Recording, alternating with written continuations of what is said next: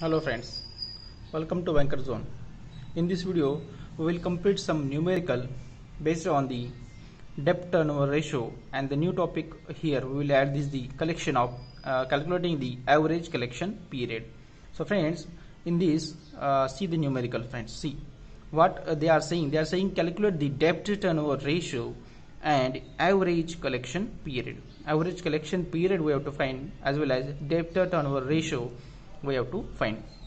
So in this numerical, what they have given that the debtor turnover ratio have to calculate, and they have given that total revenue sales is 2 lakh, cash revenue sales is 40,000, trade receivable opening is 20,000, trade receivable closing is 60,000. Now after giving this, how to calculate DTR? In the previous example, I have also told you what is the formula and how to calculate the DTR. So friends, here what is the debtor turnover ratio? It is nothing but the net credit sale. You have to remember word here, credit. Net credit sale divided by average accounts receivable. Very important is the average. You have to take the average of the accounts receivable. So what is net credit sale here? See friends, total sales or total revenue they have given, total is given, so we want only the credit, the sale based on the credit. So cash sale, the cash revenue sale they have given 40,000. So to calculate the credit sale, we must subtract total minus the cash. Subtracting the cash from the total, you will get the credit sale, right? Because we want only the net credit sale. So friends, here total revenue sales is 2 lakh. So 2 lakh minus 40,000 is your cash revenue sale. So subtracting cash from total, you will get net credit sale in the numerator. In the denominator, what we want is the average accounts receivable. See here friends, they have given trade receivable opening is 20,000 and trade receivable closing is 60,000. But we want is the average. So 20,000 plus 60,000 divided by 2.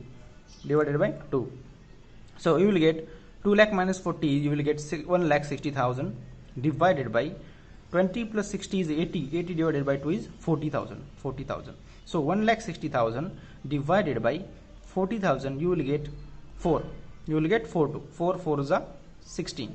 So friends, in this way your debtor turnover ratio will be 4 times, or we can say 4, right? That means your net credit sale is 4 times your account receivable, the 4 times of your account receivable. So up to this, it is easy to calculate. Now the new thing I am introducing in this video is the calculation of the average collection period. See friends, when they have not said how to if they have not mentioned any period, then we have to take 360 as an by default. Why? Because in a year we have to take 360 days. So they have not mentioned anything, so we have to take 360 as a default, because in a year we are taking 360 days. So divide 360 by 4 times. That is why 4 times, because your DTR right? So 360 here, 4 is nothing but your debtor turnover ratio. So 360 divide by 4, you will get 90 days as an your average collection period. So friends, this is example. Generally they are asking for the 4 marks. If they are asking 2 values that we need to find, then you will get for it 4 marks. If they are asking for it 2 marks, then only they will ask what is the DTR. And this is the very simple example. They are generally asked many times. IIBF have been asked in the exams. So we will move to the next and somehow complicated case study or a complicated numerical. In this they have given more figures.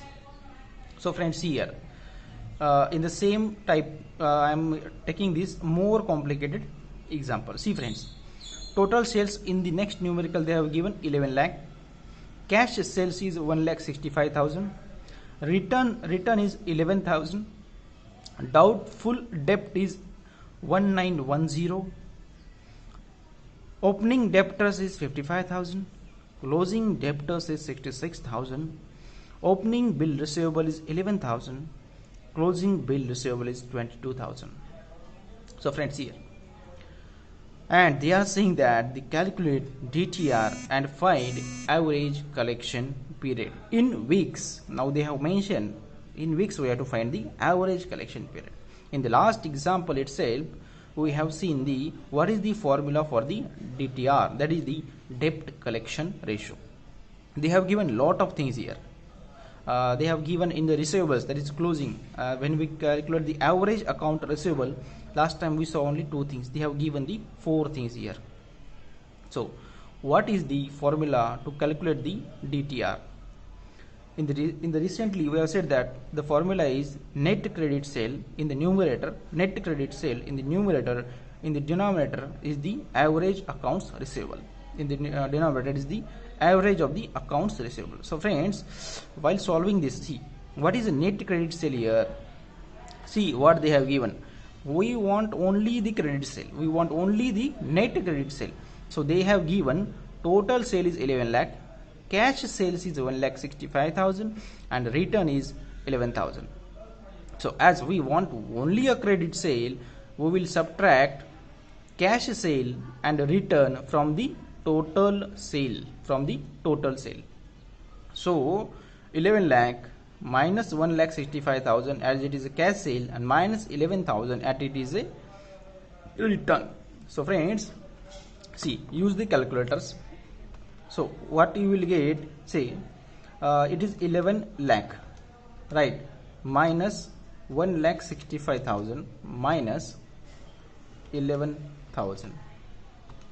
So you will get 66. So one here 165 plus 11, that will become 1176, and we have to subtract from 1100. So when you subtract this, you will get 924,000 in the numerator, and in the denominator, friends, see here, in the denominator we have to take what is the average of the accounts receivable. So when you subtract, here you have to remember thing is, while calculating the denominator we have to only divide it by 2. Why? That is very important, friends, because in this, see here friends, how the numerator value came here. You can calculate using the calculator. 11, suppose 11 lakh is given, 11 lakh minus 165,000 minus 11,000, you will get 924,000, right? So in the numerator you come to know it is a 924,000. In the denominator, friends, it is very important here, your point you have to remember, we have to find the average of the accounts receivable in the denominator. So friends, here they have given opening, in the last example they have given only 2 values, right, but here they are given 4 values. So opening debtor is 55,000 as well as opening bill receivables 11,000. So we have to consider total opening as a single value, that means this you have to add and this you have to add, or total closing is single value. So in simple words I can say, always divide by 2, add the value, we have to find the average, but don't divide by 4 here.